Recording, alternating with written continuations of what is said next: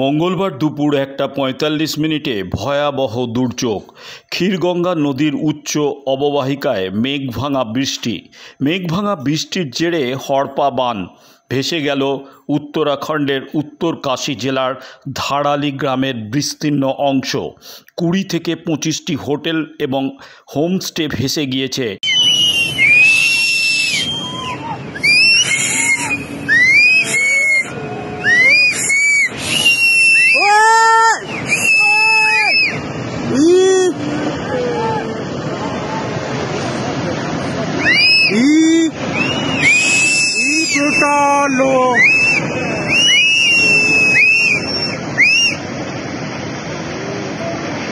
बेटा